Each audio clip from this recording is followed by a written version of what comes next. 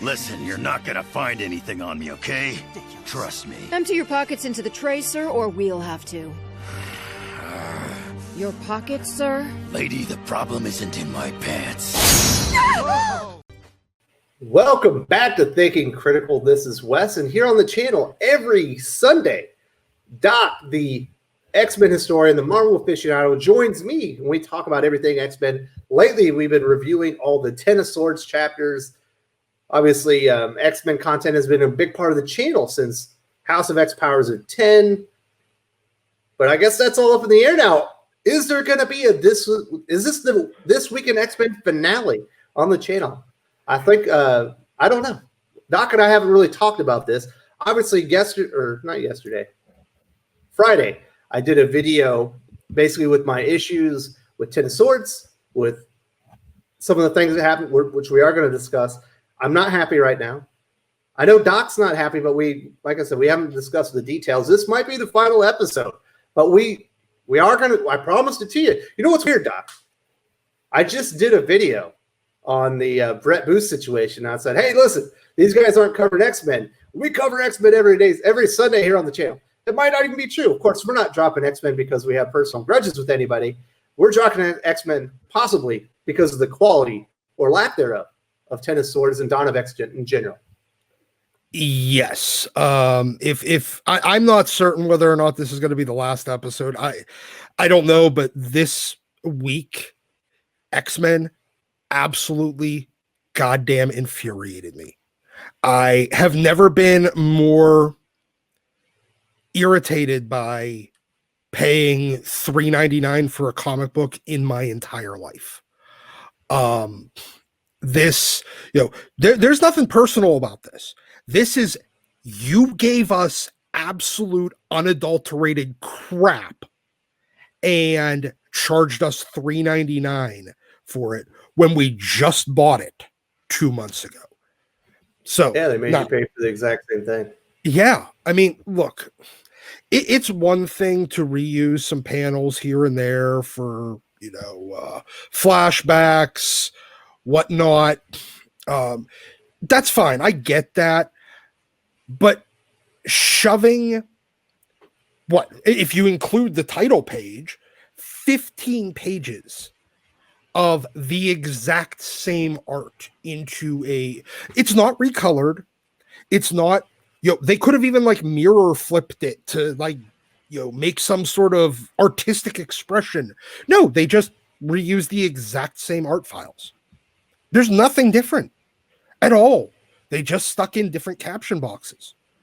And you're at 66% of the comic and you've already read it. Not to mention the fact that this is the fourth telling of the story. Yes. This is the fourth, maybe fifth telling of the same fucking story that nobody really cares about. Does anyone need to hear? Look, we know, the Horseman and Apocalypse on Okara, and then it gets split, and then half of it goes through the thing, and the Horsemen go with them with an army and other stuff, and nobody cares. Nobody what's cares. Crazy, Josh, is it just reusing art is one thing. Retelling the exact same stories. This is up to chapter 13. There's 2 prelude chapters, so there's been 15 chapters of the story. There's still been no fighting. Yeah. The Ten of Swords big sword fighting event. No fighting whatsoever. Everything has been completely drawn out. It's been an enormous waste of time. I thought I was interested in the original Horseman and what happened with the Arakko. I really did. But I'm so burnt out by it at this point. I hope, like I said, Apocalypse cannot die soon enough on the other side, closing the breach so we never have to revisit or even think about this stupid world again. I'm with you on that. Because maybe when they kill Apocalypse, he'll come back as his fucking self instead of goddamn Blue Gandalf. Well, that's not what's going to happen. Somebody no, put he'll it. come back as You saw the dude on Twitter. He's like, whip. when he's reborn, he's going to be wearing like a Hawaiian shirt. He's going to be like Fat Thor or something. Yeah, he'll be Big Lebowski Apocalypse. Walking around in his robe and complaining about a rug. Come on, guys. This is you've at this point, you have now we're what? Okay, let's say 15. So you're at a little over $60. 380 pages. Well, yeah, but I'm not even talking about you're at like $60 some out of us so far on this event, and not a fucking thing has happened. And here's another crazy thing. I think they think they're blowing our minds with these reveals. What did we say when you and I read X-Men number 12? What did we say? Well, we got to the end. I said the summoner's lying. The very beginning of what he said is probably true. We're going to find out that the rest is a lie. And Genesis is the one underneath the Annihilation mask. Yes. And the Four Horsemen are going to turn on Apocalypse. Yeah. And all of those things happened. This is all three big twists were so apparent just from reading that one comic. Yeah, it doesn't take Nostradamus to figure this shit out. And it does. You don't even have to be, gifted at seeing foreshadowing.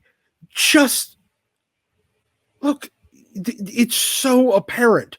You might as well have just put it in caption. Oh, and by the way, this is going to end up being Genesis. Yeah, no shit.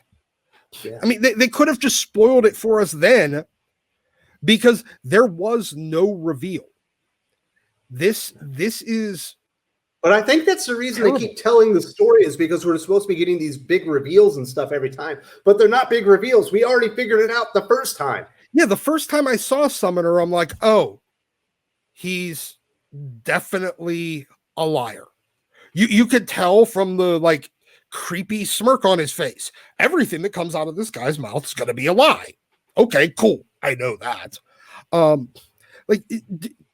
It's like they wrote this for toddlers that have never read a single, not even comic, not even X-Men comic, a single work of fiction in their life. So, do you think Jonathan Hickman has lost whatever he had in House of X Powers of 10? Do you think he's riding down to the level of his collaborators on Dawn of X, or do you think he's signed off and his name is on this, and is he in there on name only? Like, he's not actually doing anything. I think the little bit that he's doing is completely phoned in, and everything else he's just saying, yeah, do whatever the hell you want. I don't really care. And if you want to put my name on it, I don't, whatever. I'm the head of X. As long as your checks keep clearing, I'm fine with it. Because all this is, I mean, we all knew, how long have I been saying it now? Since they announced Decorum, every single thing he's doing on X-Men at this point is just idea testing concepts for Decorum. That's it. That's what this is. You're paying. I feel stupid for investing in X-Men. I should have just went and read Decorum. Honestly, yeah, except for Decorum isn't. I don't see any interest in it. That was the problem. I had no interest in Decorum. I wanted to read the X-Men. I don't want to read the X-Men stuck in Jonathan Hickman's idea testing for Decorum. I like House of X Powers of 10, but I think he's using all of his ideas over there, and this is all of Tini Howard's crap, otherworld magic stuff. Well, not only that, yes, it is, but it's also letting everyone else kind of grow their name off, while riding his coat. Off of his failure? Yes, but at the same time, he's still got a name, and if they associate, if people start associating the other creators with Hickman, even if Hickman X-Men has gone to complete and utter shit, which it has, it can help give them career boosts at this point, because most people, when they think if they associate, people like Tinny Howard and Vita Ayala and Jerry Duggan with, Jonathan Hickman, people don't think, oh, you mean whenever he started off really good and then just completely phoned it in for the next year and a half. No. We mean everybody thinks of his Avengers, his Fantastic Four, his Shield, his, Manhattan Project, whatever. They think of that Hickman, not when he just entirely falls off. I mean, I don't think I've seen somebody fall off like this since like Bendis. Even Bendis had a slower tail off with how he went, started going down in flames. This is like a pro athlete that is putting up records, breaking every record in 1 year. Yeah, and then halfway through a season, he just stops performing. Yeah. Like literally. So do you have anything else to say about X-Men 14 before we move on to Marauders? This is borderline theft, and anyone that supports doing this, you're a sucker and you deserve to lose your money. So getting on to Marauders, because I was a sucker. I was like, as mad as I was like, whatever, I'm going to read the next chapter. And this is what I got, Doc. This is the first page in Marauders number 13. And this is when I actually lost it. It was a fucking tasting menu. You give me the menu for, your gala as a piece of a story.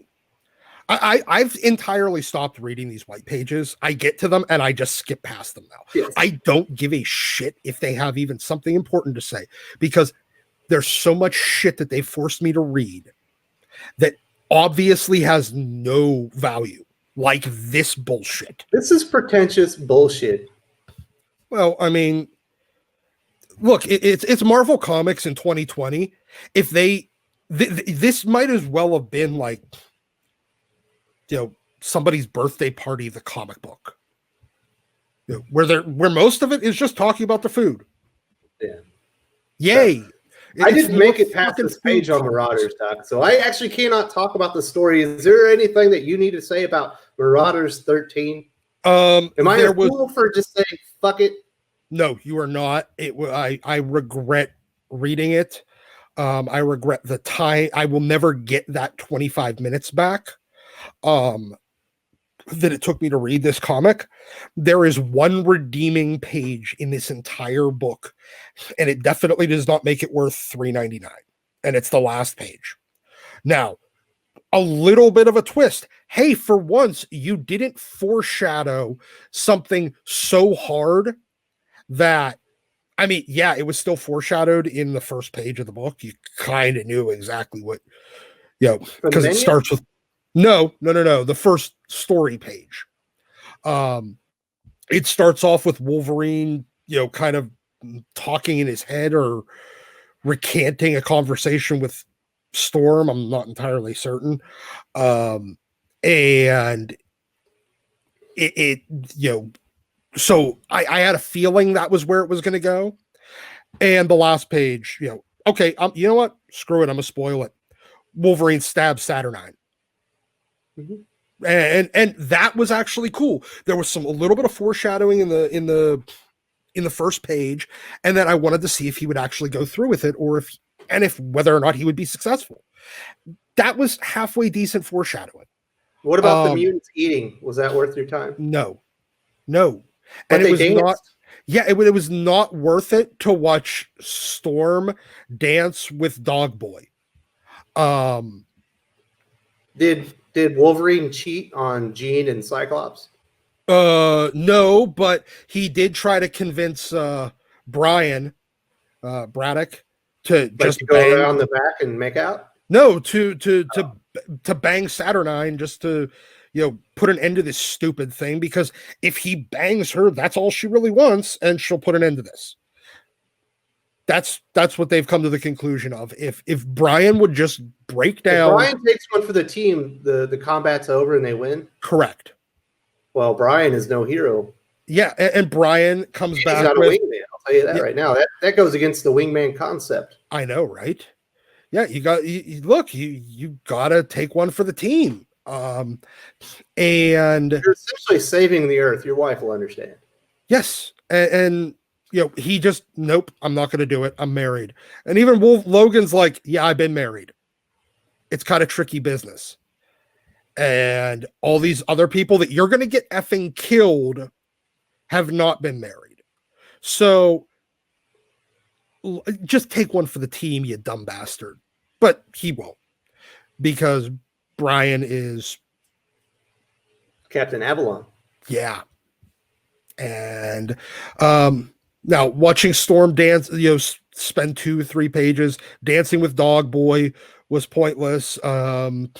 Watching, Magic and the Gorgon try to figure out which hand dominant the other the sword bearers of Arakko are.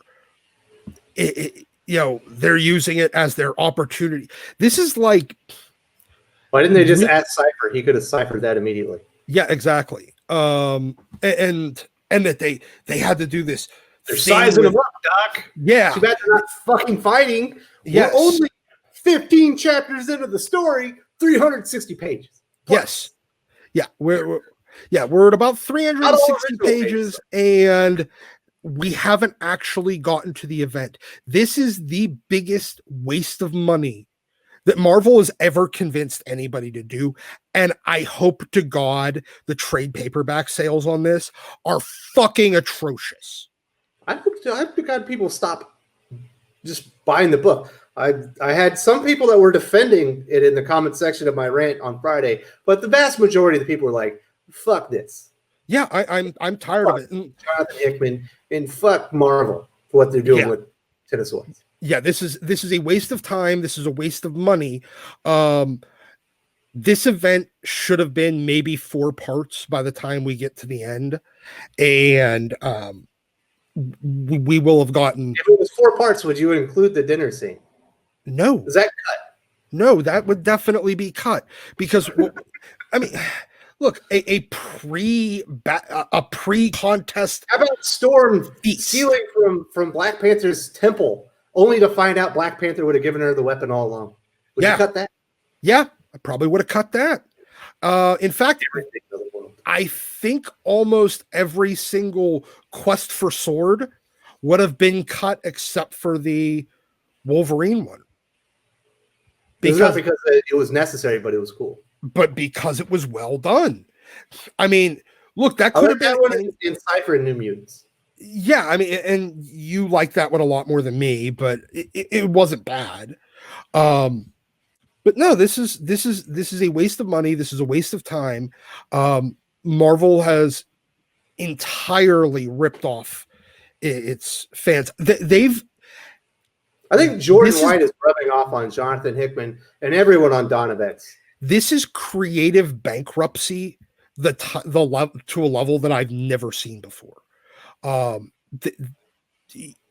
Every ounce of every single penny worth of goodwill that Jonathan Hickman brought with himself and to the X-Men, franchise with his work on House of X and Powers of X has been spent. It is a bankrupt account at this point. Yeah, I'm not reviewing this stuff anymore. I'm done with Ten of Swords. When it comes back, we're gonna talk about Wolverine. We're gonna talk about Hellions. We're gonna talk about X-Force. And I'll talk about the Brett Booth issues on we'll X-Men. probably Those would be dope. X-Men issues. Otherwise, no. Juggernaut, sure. Yes, Juggernaut's a fun book. Miniseries, whatever. Yeah, but I'm done. I'm done with Ten of Swords. I don't care about this event anymore. This is nothing more than an excuse so that at the end of this, they could take a bunch of the mutants that people have bitched about them writing, out of character, and then continue writing them out of character because I now have an excuse because, they died in Otherworld. Absolutely. Yeah, they're going to change some characters. Now, these aren't the only comics that came out that had X-Men characters. There was a Wolverine Black, White, and Blood. I was not planning on reading this, but I was like, Doc's going to read it. It's Wolverine. We'll probably talk about it. You said, fuck it. I don't read anthologies. I wish I was you.